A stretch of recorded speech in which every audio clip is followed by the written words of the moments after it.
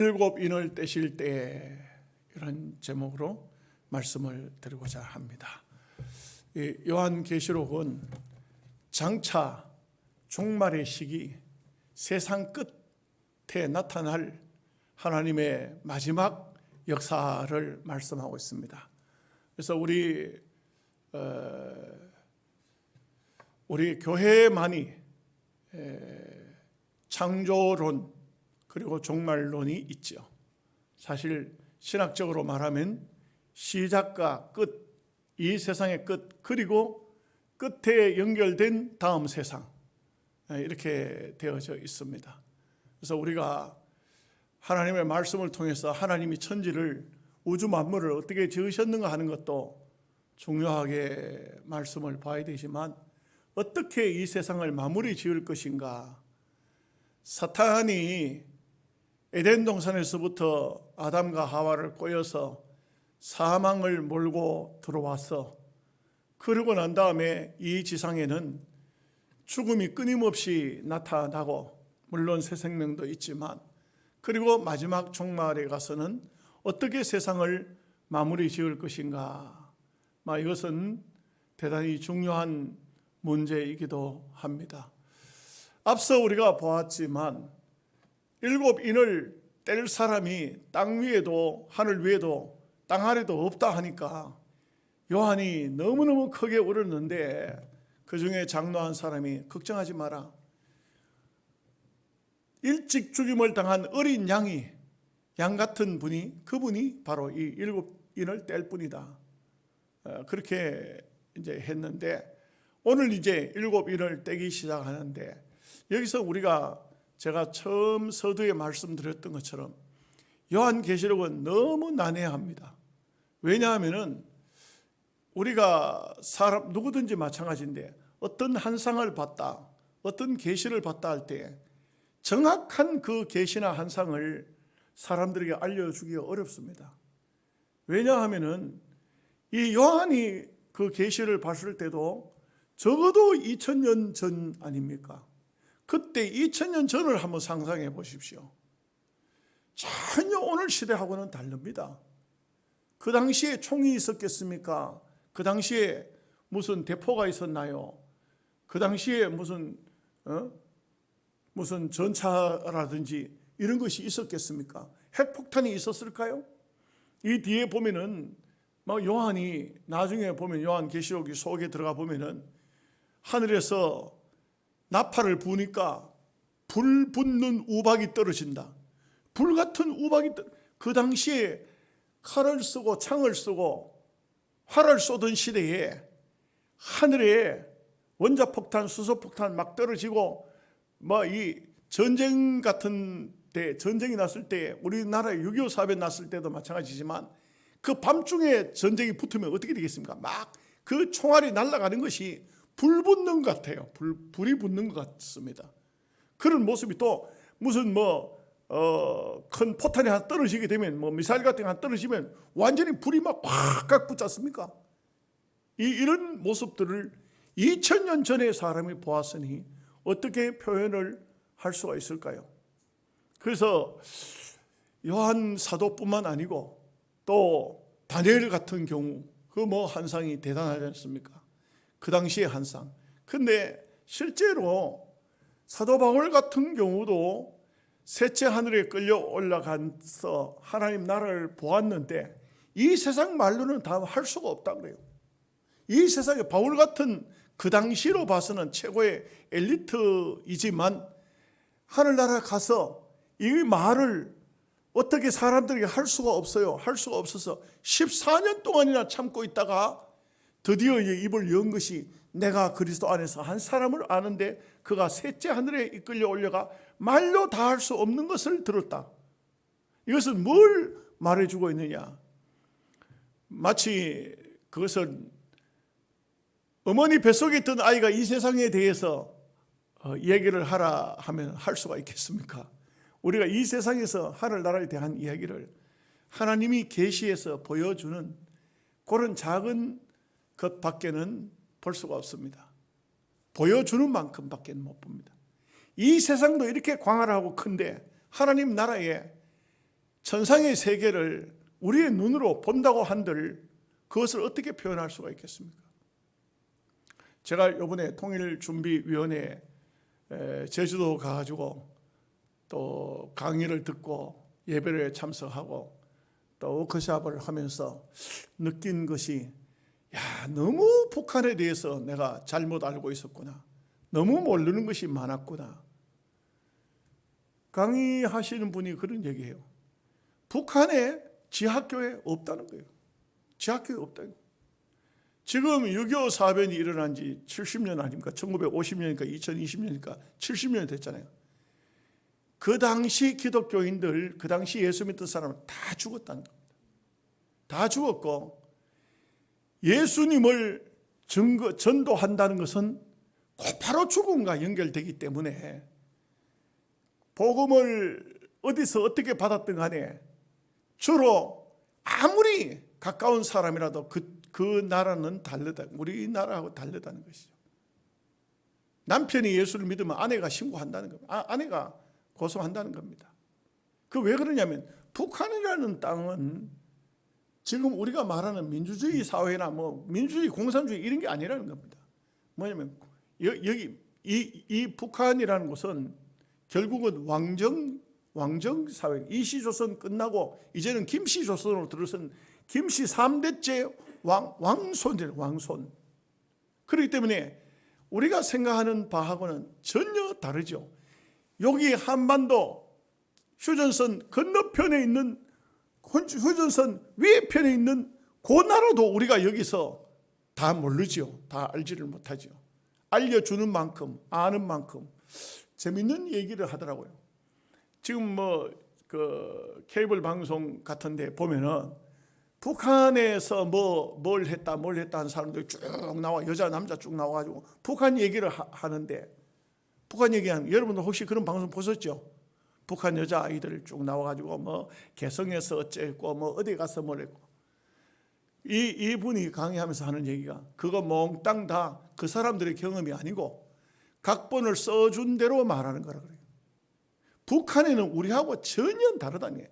거주의 자유가 없고 딱 거기서만 살아라 하면 거기서만 사는 것이지, 어디 다른 데 여행을 하고 어디 다른 데가, 그건 다 새빨간 거짓말이라는 거예요. 써주는 각본대로, 여기 연출자가, 방송 연출자가 써주는 대로 말하는 것뿐이다. 얼굴만, 사람만 북한에서 넘어온 사람이지 전혀 다르다는 것이죠. 참 묘한 감정이 들더라고요. 묘한 감정이 드는 것이, 그 사회가 도대체 어떤 사회일까 이런 생각 듭니다. 이 세상 나라에도, 가장 가까운 나라도 우리가 그 안을 다 들여다볼 수가 없고 다 알 수가 없어요. 하물며 하늘나라에 대한 것을 우리가 다 알 수가 있느냐? 모릅니다. 그리고 또 미래의 일은, 여러분 내일 무슨 일이 일어날지 여러분들이 어떻게 아시겠습니까? 아무도 모르죠. 내일 어떤 일이 있다는 것은 내일 가봐야 아는 것입니다. 그 옛날에 코미디 하는 사람이 일기예보를 하는데 재밌는 말로 무슨 말을 하냐면, 내일의 날씨를 알려드리겠습니다. 내일 날씨는 내일 지나보면 잘 알겠습니다.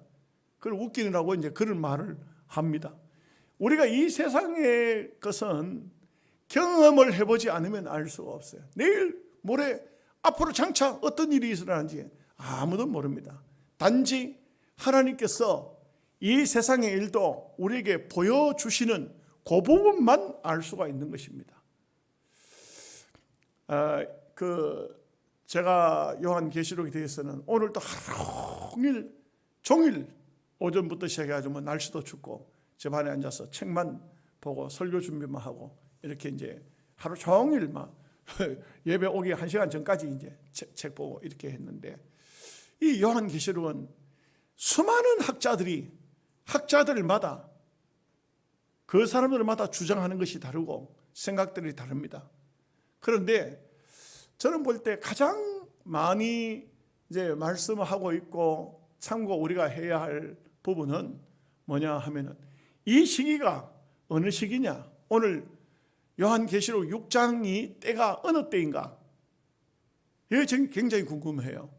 과연 예를 들어서 이 시기가 지금 벌어졌을 때 우리가 이 안에 들어가 있을까? 나가 있을까? 그런데 이렇게 주장하는 분들이 많아요. 이미 이때는 성도, 예수 믿던, 예수 잘 믿던 성도들은 다 하늘나라 올라갔다. 그러면 이 지상에는 어떤 사람이 남아있느냐? 들림받지 못한 사람이라 이렇게 말하고 있어요. 그것도 약간 어폐는 있어요. 예수를 믿는데도 그렇게 차등이 있을까? 들림받지 못한 사람, 들림받을 사람, 차등이 있을까? 왜냐하면 하늘나라 올라간 사람은 주님과 더불어서 지금 이제 계시록 6장은 7년 대환란의 시작입니다. 7년 대환란의 시작이고, 옛날에 주기철 목사님이나 손양호 목사님 이런 분, 믿음 좋은 분들도 다 휴거를 주장합니다. 휴거라는 것은 하늘나라로 올라가는 것입니다. 올라가고 성도는 다 올라가고, 그래서 우리가 부르던 옛날 부흥성가면 올라가세 올라가세 구름 타고서 다 올라간다 이거예요. 올라가고 그 다음에 이 지상에는 환란이 벌어진다. 그래서 성도는 7년 대환란 속에 들어가지 않는다 이렇게 말합니다. 이 7년 대환란인데, 그런데 조금만 계시록을 안으로 들어가 보면 많은 사람이 죽임을 당하는데, 목 잘려 죽임을 당하고, 그리고 난 다음에 주의 제단 앞에 엎드려 가지고 우리의 피를 언제 신원해 주시겠습니까? 우리의 피를 언제 인정해 주시겠냐는 수많은 순교자들이 나와요. 그럼 이게 어떻게 된 거예요? 어떻게 된 겁니까? 그런데 그 이제 말씀을 해석하는 분들마다 다른 게 조금씩 이제 주장이 좀 다르기는 한데, 거기에 순교자하고 오늘날 순교자하고는 다르다는 것이죠. 6.25 사변 때 순교를 당한 사람, 일제시대 때 순교를 당한 사람, 저 마호멧 그 모슬렘에게 순교를 당한 사람, 뭐 아프리카 나이지리아 가서 순교를 당한 사람, 이런 순교를 예수님을 믿기 때문에 지금 여러분들 혹시 보셨는지 모르겠는데 나이지리아에서 기독교인들을 전부 쫙 잡아다 놓고 한 사람씩 한 사람씩 죽이지 않습니까? 죽이는 그런 영상을 만들어가지고 우리 한국에까지 영상이라는 것은 요즘 유튜브를 통해서 전 세계에 다 전달되니까 막 이렇게 나오고 하지 않습니까? 또 나이지리아가 굉장히 핍박이 심한 데예요. 여러분들 동영상 찾아보면 대번에 나옵니다. 보면 나이지리아의 순교 현장하고 딱 인터넷 쳐보면 대번 딱 나오는데, 길에서 기독교인을 막 때려 죽여버려요. 그냥 죽여버려요. 그 죽이는 현장 그냥 나와요. 거기서 예수님을 믿는다고 하다가는 이 모슬렘에게 붙잡히면 바로 막 절단하는 겁니다. 한마디로 말하면 우리 세상 말로 작살나 버리는 겁니다. 그렇게 순교당한 사람들이나 그 당시까지 믿음의 생활을 순전히 믿음을 옳게 가지고 있던 사람들은 다 들림을 받는다는 거예요. 그런 책들이 참 많이 나와 있어요. 책들이 요즘에는 서점의 책들이 다 자취를 감추었는데, 옛날에 한창 우리 한국 교회가 부흥될 때에 그때는 그런 책들이 막 얼마나 많이 쏟아져 나온지 몰라요. 실제 제목을 휴거라는 그런 제목도 있고, 2000년 이후 하는 그런 그 세대주의론자들은 2000년을 종말 시기로 봤어요. 그래서 구약 4000년, 신약 2000년 그렇게 딱 하고, 그렇게 6000년 딱 차면은 그 다음에 7년 대환란, 천년왕국. 그래서 1000년을 하루 갔다 했으니까 6000년이 차면은 천년왕국, 하루 천년왕국으로 하나님의 계산법으로 천년왕국이 들어간다. 그래서 바로 그 6000년과 천년왕국 사이를 7년 대환란, 이렇게 이제 시기적으로 잡기도 했어요. 그런데 지금 2020년 아닙니까? 아마 세대주의론자들로 계산하면은 연도수가 처음에 초창기에 예수님 탄생하실 때부터 그때 좀 잘못돼 가지고 지금 연도가 지금 서기가 잘못됐다 이런 말도 하지만, 무슨 말을 해도 2000년이 넘어간 건 확실하지 않습니까? 그거는 그러면은 세대주의자들이 말하는 그 2000년은 그거는 기간이 안 맞는 것이에요. 안 맞는 것이지만 그 사람들의 주장은 성경을 놓고 볼 때에 분명히 우리 성도들이 이 땅 위에 있는 사람들보다 먼저 하늘나라 주님의 세계에 들림을 받는다, 그렇게 말하고 있습니다. 우리 성경 한 권들 여러분 찾아보고 합시다. 데살로니가 전서 4장 18절에서 19절 말씀.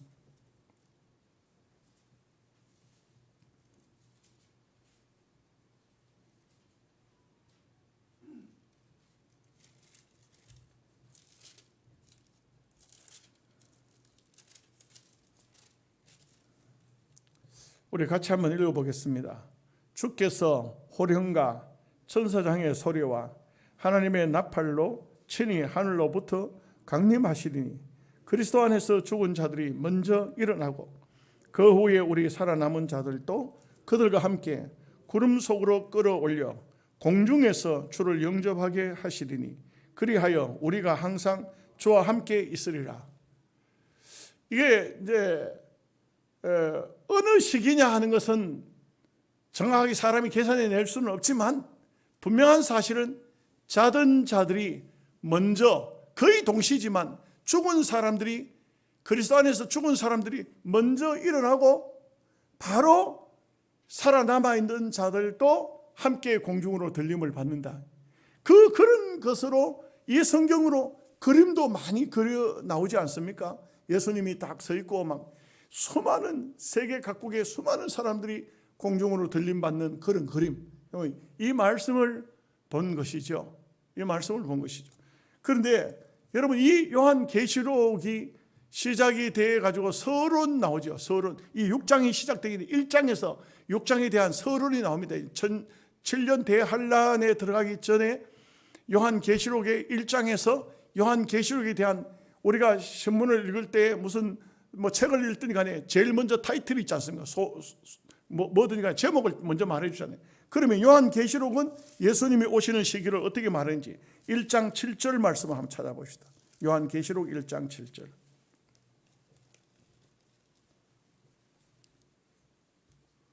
네, 우리 다 같이 한번 읽어보겠습니다. 볼지어다 그가 구름을 타고 오시리라. 각 사람의 눈이 그를 보겠고 그를 찌른 자들도 볼 것이요 땅에 있는 모든 족속이 그로 말미암아 애고하리니 그러하리라. 아멘. 그 요한계시록에 들어가기 전에 서론 먼저 타이틀을 말해주는데, 먼저 요한계시록이 어느 때 시작되는가 하는 것을 말해주는데 뭐냐면, 구름을 타고 오시리라. 그게 웃기는 얘기로 홍길동입니까? 구름을 타고 오시게? 아닙니다. 정말 예수 믿는 수많은 사람들이 들림을 받았는데, 너희가 나와 함께 왕노를 하겠다, 천왕국의 왕노를 하겠다 하고 주님이 함께 공중에서 7년 혼인잔치가 끝나고 난 다음에 내려올 때에, 그때 제2의 부활의 사건이 일어나는 겁니다. 이 땅 위의 불신자들이, 모든 믿지 않던 자들이, 또 죽은 자들이 그때 부활하는데 어떤 사람까지 부활하느냐? 여기 보니까 각 사람의 눈이 그를 보겠고 그를 찌른 자들도 볼 것이요. 찌른 자가 누굽니까? 옛날 2000년 전에 십자가 상에 예수님 못 박히실 때 창으로 예수님을 찔렀던 사람 있지 않습니까? 그 사람도 본다는 겁니다. 이때는 이 지상에 있는 모든 죽은 사람들, 2000년 전이고 6000년 전이고 간에 죽은 사람들 모두가 다 예수님을 본다는 겁니다. 이게 이제 예수님이 구름을 타고 오시냐, 각인의 눈이 그를 보겠고 그를 찌른 자들도 볼 터요. 그러고 난 다음에 더 중요한 말이 나와요. 여기는 보니까 긍휼 자비가 전혀 없습니다. 여기 보니까 그가 누굽니까? 예수님입니다. 그로 말미암아 애곡하리니 그러하리라. 아멘. 이때는 이제는 웃음이 없어요. 즐거움이 없습니다. 예수님이 다시 오실 때는 이 지상의 모든 인생들은 다 예수님을 위해서 애곡할 사람들만 남아 있습니다. 애통하고 곡할 사람들만 남아 있습니다. 무슨 말인지 여러분들이 혹시 정리가 되는지 모르겠습니다. 제가 최선을 다해서 쉽게 설명하려고 하는데, 그런데 이 말씀대로 볼 것 같으면 이렇습니다.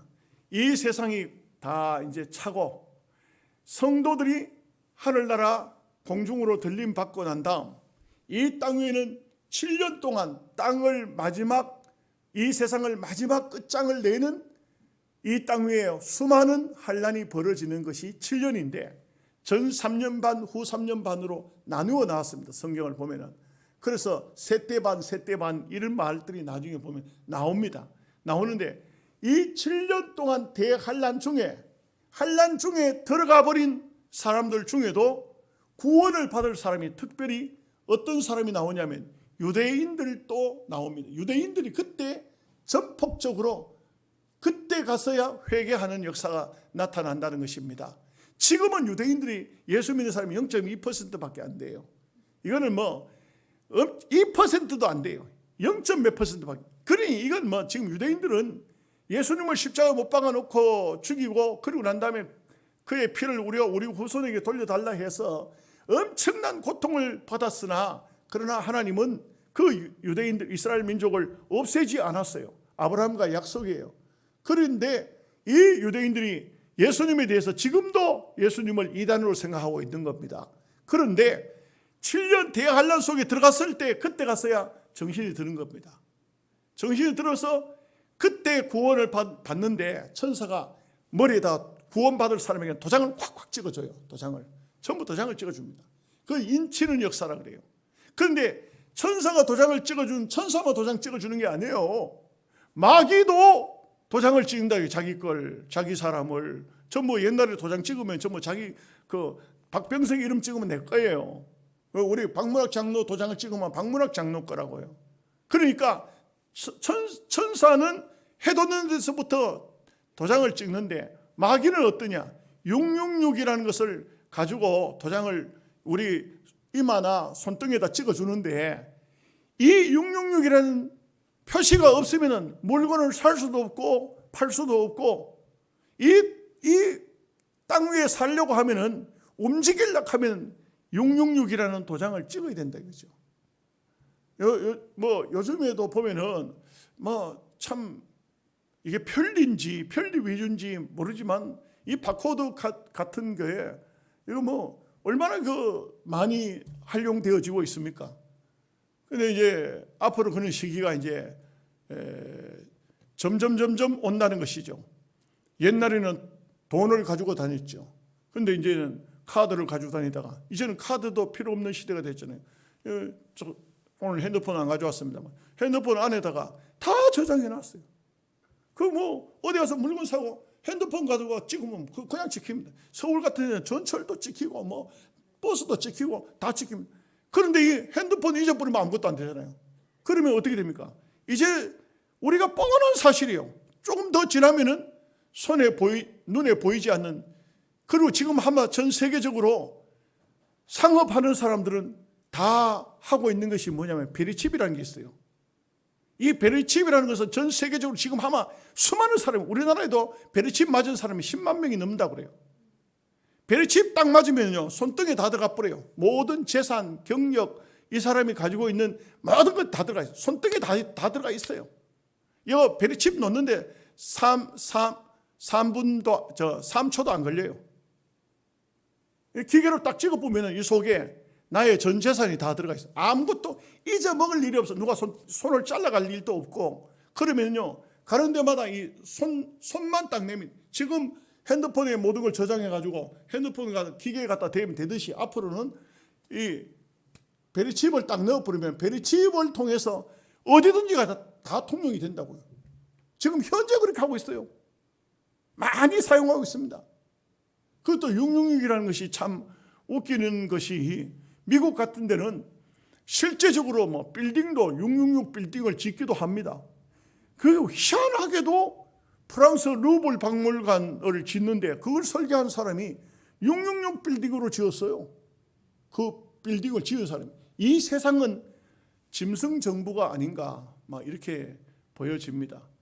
그래서 우리가 이 세상은 짐승 정부라는 것은 결국 사탄의 세상이 이 세상이라 이거죠. 주님의 나라는 이 세상이 아니요, 내 나라는 아버지께 있다. 이 세상 왕이 아니다. 임금은 임금인데, 예수님께서 하신 말씀이 네가 임금이냐 물으니까 예수님께서 내 나라는 이 세상에 속한 것이 아니고 저 위에 아버지의 나라다 이렇게 말씀해요. 이 세상은요 사탄, 짐승, 계시록을 통해서 보면 짐승들이 다스리는 나라입니다.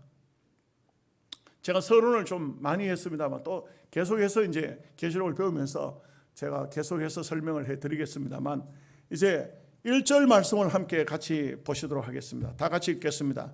내가 봄에 어린 양이 7인 중에 하나를 떼시는데 그때 내가 들으니 내 생물 중에 하나가 우리 소리같이 말하되 오라 하기로, 인을 떼는 분은 이 하늘 위에도 땅 위에도 땅 아래도 없는데 딱 한 분, 죄 없으신, 그리고 세상 만민을 다 속죄하신 예수 그리스도가 인을 떼시는 겁니다. 예수 그리스도만이 이 인을 뗄 수 있어 예수 그리스도만이 이 세상의 마지막 끝을 우리에게 보여주실 수 있는 분이에요. 그분이 아니면 우리는 예수님이 우리에게 계시해 주지 않으면 안 돼요. 우리가 예수님을 믿는 것도요, 사실 내가 믿은 것 같죠. 내가 교회 온 것 같고 내가 열심히 낸 것 같고, 아닙니다. 다 주님이 하고 계시는 것입니다. 그렇기 때문에 우리는 참 내라는 공로를 내세울 게 없고, 우리가 할 말이 있다면 그저 감사합니다. 하나님, 나같이 못난 사람 택해 주셨으니 감사합니다. 이 말밖에는 할 말이 없어요. 그래서 우리가 하나님 말씀을 배우면 배울수록, 성경 속에 깊이 들어가면 들어갈수록 우리는 할 말이 없어져요. 내 공로가 없습니다. 전부 다 주님의 은혜밖에는 없는 것입니다. 자, 이제 2절 말씀 보겠습니다. 이에 내가 보니 흰 말이 있는데 그 탄 자가 활을 가졌고 멸관을 받고 나아가서 이기고 또 이기려고 하더라. 여러분, 여기에 흰 말은 대체적으로 승리를 상징하는, 그리고 옛날에 왕들이 타고 다니고, 저 백두혈통 김정은이가 흰 말을 타고, 흰 말 다른 사람은 못 타요. 김정은이가 흰 말을 타고 백두대간에 서가지고, 그래가지고는 그 이제 백성들에게 그 모습을 보여주죠. 흰 말, 승리자, 이런 뜻인데, 여기 이 흰 말을 탄 자가 누구냐? 많은 학자들이 설왕설래하면서 바로 흰 말 탄 자는 예수 그리스도이다, 이렇게 말하는 사람이 있는데, 저는 보니까 그렇게 하는 사람이 있고 정반대로 말하는 사람이 있습니다. 여기 흰 말 탄 자는 예수 그리스도가 아니고 적그리스도다, 이렇게 말하는 사람. 그런데 적그리스도가 맞다고 확신이 드는 것은 지금 하늘나라에서 인을 떼는 분이 예수님이에요. 예수님이 인을 떼고 또 이 땅 위에 흰 말 타고 그렇게 하실 수는 없잖아요. 그리고 예수님은 활을 가지고 위협하는 그런 분야예요. 예수님은 칼을 가지고 내 입에 나오는 좌우의 날선 검이라고 말씀했지. 그래서 전부 비슷하기는 해요. 흰 말 타고 활을 가졌고 멸관을 받고, 그 다음에 어떻게 하냐면 이기고 이기려고 하더라. 예수님은 이기신 분이, 내가 세상을 이겼노라 했지, 예수님이 이기시려고 노력하는 분은 아니에요. 예수님은 이미 이기신 분이에요. 그럼 여기 흰 말 탄 자가 누구냐? 여기에 대한 얘기가 참 많이 있어요. 참 많이 있는데 가장 마음에 와 닿는 얘기는 로마 캐톨릭의 교황이다. 저는 그게 마음에 와 닿아요. 저도 흰옷을 좋아하며 입습니다만, 이 교황이 흰옷을 입고 나타나면은 수많은 사람들이 막 거기서 껌뻑 죽습니다. 껌뻑 죽어요. 그 앞에서 눈물 흘리고 그 앞에서 막 감격해가지고, 어쩌다 교황이 손만 한번 잡아줘도 그 손 못 씻을 거예요. 왜 그렇습니까? 교황이 뭐 자기에게 밥 먹여준다요, 뭐 뭐랬나요? 뭐. 그런데도 이 사람이 나타나면 막 대단합니다. 전 세계적으로 이 사람을 막을 사람이 없어요. 그리고요, 지금요, 전 세계적으로 종교를 통합하고 있지 않습니까? 종교를 왜 통합하려고 합니까? 불교, 기독교를 하나로 만들, 물과 기름인데 그게 됩니까? 불교, 기독교, 마호메교, 뭐 천주교, 뭐 할 것 없이 막, 아니면 막 더 나아가서 막 무당들, 심지어는 불신, 뱀신, 뭐 별별 신을 다 섬기는 사람. 부산에서 백스코에서 WCC 대회를 할 때 희한한 인간들이 다 왔어요. 희한한 사람들, 섬기는 사람이 다 왔어요.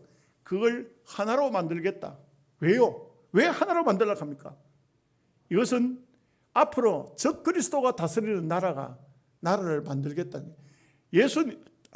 적그리스도는 누구냐? 적그리스도는 말은 여러분 말 그대로 예수 그리스도의 반대예요. 그러니 지금 교황청에 보십시오. 교황청에서는 그 사람들은 어떻게 말하고 있냐? 지금 앞으로 이제 태어날, 앞으로 장차 올 메시아를 기다리는 그 사람들도 기다리는데 뭐라고 기다리냐면, 루시퍼요 오시옵소서. 루시퍼가 우리를 구원하리이다. 루시퍼요. 이게 뭘 말합니까? 루시퍼는 사탄이에요. 사탄. 마귀라고 해요. 그 교황청에서 여러분 기회가 되면은 우리 부목사님한테 한번 틀어드리겠습니다. 캐톨릭에서 어떻게 찬양을 어떻게 하고 있는지. 루시퍼 찬양해요. 루시퍼 찬양합니다. 이 사람들은 로마 캐톨릭은요 천주교, 로마 캐톨릭은요 기독교가 아니에요. 제가 여러분들에게 교회사를 통해서 명백히 말씀을 드렸지만 기독교가 아닙니다. 그 뒤에는 교황이 있고 교황을 통해서 전 세계 추기경들, 이 사람은요 전 세계를 이기고 전 세계를 하나로 만들어서 통치자가 되려고 해요. 그래서 처음에 시작은 이이시본부에서부터 시작했지 않습니까? 12개국의 이이시본부를 하나로 통합하는 데 했는데 지금은요 그 정도로 가지고는 전 세계로 못 뻗어나가지 않습니까? 그러니까 WCC를 통해서 전 세계를 하나로 만들어 나가는 이런 작업을 하고 있습니다. 그 요한계시록을 막 시작하자마자 누가 하는 말, 목사님 무섭습니다. 무서워하지 마십시오. 단지 주님께서 왜 이런 말씀을 계시를 해 주셨을까요? 우리 보고 좀 더 잘 믿고 좀 더 믿음으로 잘 살라고 주신 말씀이지 우리를 협박하려고 하시는 말씀이 아닙니다. 우리에게 괜히 겁주려고 하는 것이 아니라고요. 우리는 이런 세상이 오는데 장차 예수님을 잘 믿어서 그 학자들의 말에 의하면 정말 예수님께서 공중 재림에 오셨을 때 그 말씀이 맞다면 우리가 들림을 받아야 안 되겠습니까? 살아있는 동안에 오신다면. 아니 죽었다 갈지라도 그래도 주님께서 찾으시는 사람이 있잖아요. 그 들림을 받아야 안 되겠냐 이 말이죠. 3절 4절 말씀 보겠습니다. 둘째 인을 떼실 때에 내가 들으니 둘째 생물이 말하되 오라 하니 이에 다른 붉은 말이 나오더라. 그 탄자가 허락을 받아 땅에서 화평을 제하여 버리매 서로 죽이게 하고 또 큰 칼을 받았더라. 여러분 붉은 말은 전쟁을 상징해요. 여기에 흰말 탄자가 멸관을 받고 나가서 이기려고 하는데 그런데 불순종하는 사람이 있겠죠. 이거 이제 전쟁이 벌어지는 겁니다. 전쟁이 벌어지면은 이 세상에는 화평이 없습니다. 전쟁 일어나면요 화평이 있을 수가 없죠. 여러분 그 일제시대 때에 그리스도인들이 많이 죽었는데 굉장히 많은 사람이 죽었지 않습니까? 일제시대 때도 많이 죽었어요. 6.25 사변 때도 뭐 교회에 와가지고 교회를 불지르고 막 붙잡히면 죽이고 이렇게 그렇게 했는데 일제시대 때 많은 그리스도인들이 죽었습니다만 특별히 목사님들, 장로님들 막 많이 죽었죠. 그런데 죽은 사람들이 어디에 숨어 있든지 어디에 있든지 간에 그것을 알려주는 사람이 전부가 그리스도인들이었어요. 다시 말하면 목사를 잡아주는데 장로가 신고하고 집사가 신고하고 권사가 신고했다 이 말이에요. 어디 숨어 있으면 대체적으로 교인들이 신앙생활 잘하는 사람들이 어디 숨어 있으면 그걸 알려주는 사람이 바로 불신자들이 아니었어요. 그리스도인들이 같이. 그러니까 이게 전쟁이 일어나게 되면은 무서운 세상이 되는 거예요. 언제 내 신앙이 반대쪽으로 설지 몰라요. 나중에 말씀 안에 쭉 들어가 보면은 실제적으로 보면은 참 세상에서 나타나는 지도자들이 또 세상에 나타나는 사람들이 어떤 사람들이 나타나느냐. 그때 가서 나타나는 별들. 별은 무엇입니까? 교회의 사자라 이렇게 말씀했잖아요. 그때 나타나는 별들, 목사를 말하죠. 이때는 희한한 사람들이 나타납니다. 절대로 그 별이 어떻게 됩니까? 우물에 떨어집니다. 그런데 그 우물물이 쑥물이 되어요. 쑥물이 되고 쓴물이 된다는 거예요. 쓴물. 먹는 사람은 다 죽어요. 그때 당시에 가서 그 목사의 설교를 듣는 그 영혼들은 다 죽은 영혼이 돼요. 이게 무서운 세상이 오는 것이죠. 근데 큰 칼을 받았다는 것은 큰 전쟁이 일어날 것을 예고하는 거예요. 작은 칼은 어디다 씁니까? 뭐 이렇게 사과 깎고 뭐 참외 깎고 이런 데 쓰지만, 큰 칼은 그걸로 사과 못 깎습니다. 그걸로 감 못 깎습니다. 큰 칼은 뭐 하느냐? 여기 보면은 전쟁하는 데 씁니다. 전쟁하는 데. 삼국지 같은 데 보면은 막 유비, 간우, 간운장, 장비 이런 사람들이 막 그 들고 다니는 칼들 보통 사람 들 수도 없어요. 우리 요즘 무게로 따지면 80근 막 이럽니다. 80근을 한 손에 들 수 있나요, 여러분? 그런 칼을 들고, 그 뭐 성경에도 보면 다윗 시대에 보면 그런 얘기가 나옵니다. 한 사람이 나가서 막 100명을 죽입니다. 이거는 큰 칼을 가지고 막 휘저으면 목이 막 달아나는 겁니다. 이게 뭐 엄청 옛날 사형 선고 받아가서 목을 치면은 이렇게 칼을 든 사람이 목을 쳐도 목이 잘 안 떨어진다 그래요. 어떤 데는 치면은 반틈 떨어져 덜렁덜렁하면 다시 또 2번 쳐야 되는데, 그렇게 만약에 그런 사람 같으면 장수척에 끼지도 못해요. 큰 칼을 가지고 있는 사람들은 뭐 삼국지에 나오는 간운정이라든지 무슨 유비현덕은 그렇게 못 쓴 사람이지만, 장비라든지 이런 사람들은 막 굉장히 있지 않습니까? 여포 뭐 이런 사람들, 그 들고 다니는 창, 칼 뭐 이런 것은 한 번 휘두르면은 한 칼에 막 몇 명씩 죽을 수도 있어요. 그러니까 큰 전쟁을 말해주고 있는 것입니다. 이럴 때마다 앞으로 장차 큰 전쟁이 일어날 것을 말씀하고 있어요. 5절 말씀을 보겠습니다. 셋째 인을 떼실 때에 내가 들으니 셋째 생물이 말하되 오라 하기로, 내가 보니 검은 말이 나오는데 그 탄자가 손에 저울을 가졌더라. 검은 말이라는 것은 그야말로 전쟁이 일어나고 나면 그 다음에는 이 세상은 암흑천지가 되는 겁니다. 전체가 다 어두워져요. 지금 뭐 이렇게 전등불 환하지만 그때 전등불 있겠습니까? 전쟁이 일어나면 불도 못 켜고요. 불 켜면 사람이 있다는 걸 알고 적들의 먹잇감밖에 안 되지 않습니까? 그러니 온 세상이 캄캄해지는데 문제는 뭐냐면은 손에 저울을 가졌다. 저울을 왜 가졌을까요? 그 다음 절이 답을 줍니다. 6절 말씀 보겠습니다. 내가 내 생물 사이로 나는 듯한 음성을 들으니 이르되 한 데나리온에 밀 한 대요 한 데나리온에 보리 석 대로다. 또 감람류와 포도주는 해치지 말라 하더라. 여러분, 중국을 갔을 때 참 그 희한한 게 보니까 복숭아를 파는 할아버지가 있어요. 근데 우리는 복숭아 사러 가면 어떻게 합니까? 복숭아 이거 1,000원에 몇 개 줍니까? 5,000원치 주세요. 뭐 이렇게 하는데 거기 중국 사람은 저울로 달아요. 저울로 달아줘요. 몇 개 이런 게 없어요. 저울로 달아가지고 한 근에 얼마 이렇게 해요. 그 우리나라하고 전혀 다르죠. 그만큼 이것은 뭘 말하고 있냐? 우리나라는 그렇게 잘 산다는 거예요. 몇 개 해가지고는 또 몇 개만 또 좀 더 달라가면 더 주지 않습니까? 그런데 그 사람들은 딱 저울로 달아가지고 눈금 하나 딱 달아가지고는 이 가격을 딱 매기는 거예요. 얼마다. 우리는 얼마인지 달라해야 되는데 그 사람들은 그래요. 딱 달아가지고 이거 얼마입니다. 이렇게 이제 말하는 거죠. 저울에 음식을 달아서 파는 때 같으면은 그때는 정말 어려운 때이죠. 여러분, 우리가 대한민국 같은 경우는 얼마나 잘 삽니까? 먹을 게 얼마나 풍성합니까? 그런데 음식을 저울로, 전쟁이 나면 저울로 달아 파는 거예요. 저울로. 곡식을 저울로 달아 판다고요. 그리고 한 대나리온 것은 그 당시에 한 사람의 품값인데, 여기 보니까 밀 한 대고 또 한 대나리온으로 보리 석 대를 살 수가 있어요. 보리가 좀 더 가공해서 먹기가 어려운가 봐요.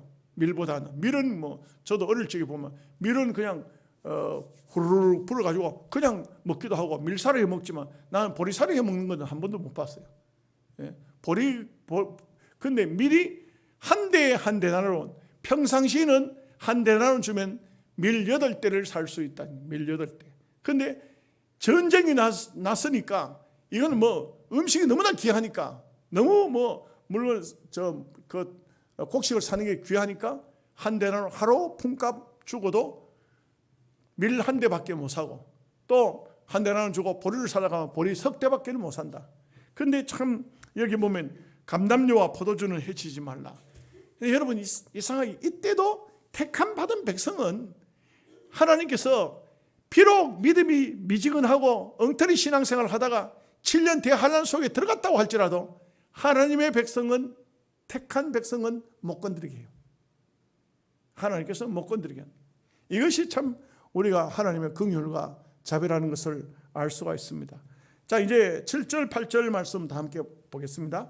넷째 인을 떼실 때에 내가 넷째 생물의 음성을 들으니 말하되 오라 하기로 내가 보매 청황색 말이 나오는데 그 탄자의 이름은 사망이니 음부가 그 뒤를 따르더라.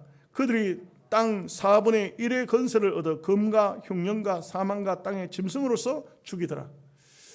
참 이 계시록을 보면요, 이 뒤에 이제 좀 더 안으로 들어가 보면 막 불붙는 우박이 떨어질 때, 대접재앙이 벌어질 때 한 번에 이 땅 위에 사는 사람의 3분의 1씩 죽어요. 3분의 1씩.